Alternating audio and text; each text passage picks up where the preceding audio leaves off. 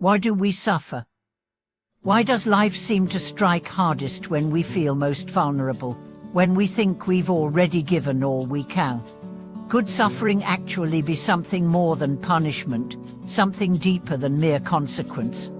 Welcome back to our channel, a sanctuary for those seeking not only comfort, but clarity, not only answers, but transformation.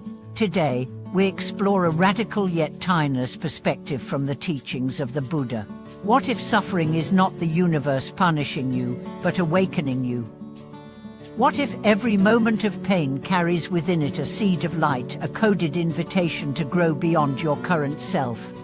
Let's begin not with abstract theory, but with lived experience.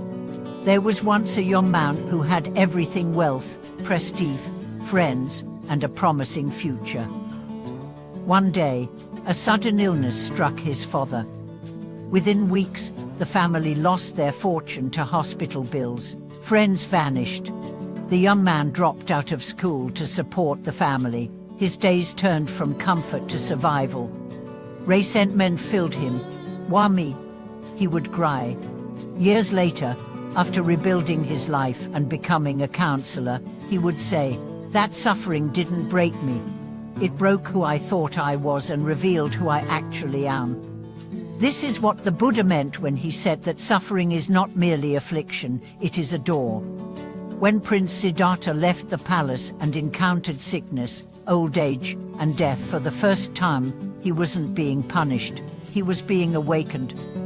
Those sights shattered his illusion of permanence, and in that moment of inner collapse, a deeper clarity rose. He saw the world as it truly is, impermanent, conditioned, cyclical, and that vision became the seed of his enlightenment.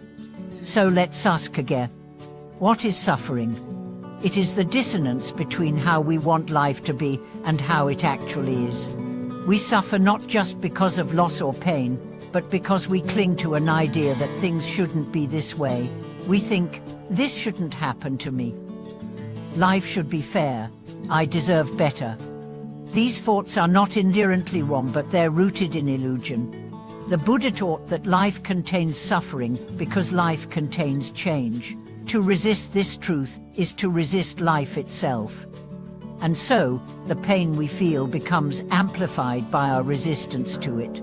But if we face suffering with acceptance, not passive defeat, but active awareness, we begin to see its hidden structure. It is not chaos, it is curriculum. Take the example of a woman who had been abandoned by her partner after 20 years. She collapsed emotionally. Her identity had been so entwined with the relationship that she didn't know who she was anymore. At her lowest point, she discovered meditation not as an escape, but as a lifeline. She began sitting every day, not to erase the pain, but to meet it. She stopped running from grief. She began watching it, breathing through it. In those silent hours, a new self was born, not dependent on another, not built on external approval, but rooted in awareness. She later shared, "I used to think the breakup destroyed me. Now I see it delivered me, delivered her from illusion, delivered her into truth." This is the sacred paradox of suffering. It feels like destruction, but it is actually revelation. It pulls away falseness, it forces humility, and it opens the eyes in a way that comfort rarely can. In Buddhist terms, suffering is dukkha, but this word doesn't only mean pain, it also implies unsatisfactoriness, a sense that something is always slightly off. Even in moments of pleasure, there's a lingering edge of fear it won't last, a shadow behind the light. The Buddha didn't just diagnose dukkha, he mapped it. He showed that it arises from craving, from the thirst for things to be other than they are. And he also showed a path to transcend it, the Noble Eightfold Path, a life of ethical living, mindfulness, and wisdom. But here's the beauty. The path doesn't begin after suffering. It begins in it. Each time you sit with pain instead of fleeing, you step onto the path.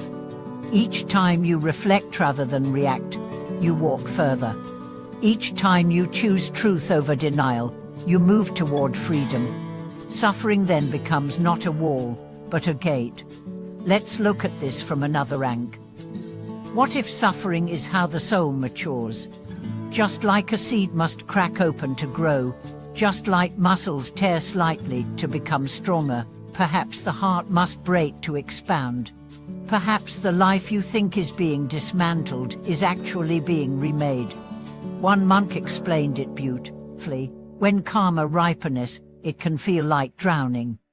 But if you trust the current, you discover it was never meant to kill you, it was meant to carry you. He had been imprisoned for decades for a crime he did not commit. At first, he raged, despaired, cursed the system. But in solitude, he began to meditate.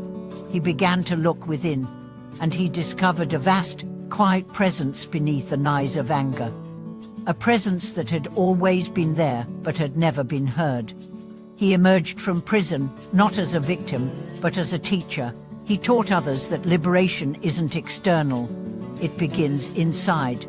So what does this mean for you? It means the heartbreak, the loss, the confusion you feel, they are not detours, they are not cosmic errors. They are your path, your initiation. It means that even in your lowest moments, something higher is trying to reach you, not to punish, but to purify.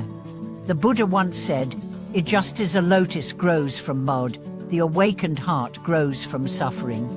He didn't say this to romanticize pain, but to reframe it. Pain is not sacred in itself, but the transformation it can provoke is. You might be in a season of darkness now. You might be wondering if you'll ever feel light again. Let me assure you, if you meet this moment with courage, if you dare to turn toward it rather than away, you are already healing. You are already changing. The process may be slow, it may be messy, but it is real. Use this suffering. Let it teach you. Ask, what illusion is this pain shattering? What truth is it trying to reveal? What strength is it calling forth? And most of all, who are you becoming through it? Do not rush to escape suffering. Sit with it, let it speak, and then let it dissolve, because it will. Nothing lasts, what even pain, especially pain. What remains after the fire is something quieter, stronger, clearer. That is who you truly are. Thank you for journeying with us today. If suffering has been your teacher, or if you're in the middle of a hard chapter, we invite you to share your story in the comments. You are not alone. Subscribe, like, and join us again as we continue to explore the hidden wisdom in life's most unexpected places. Thank you for watching this video.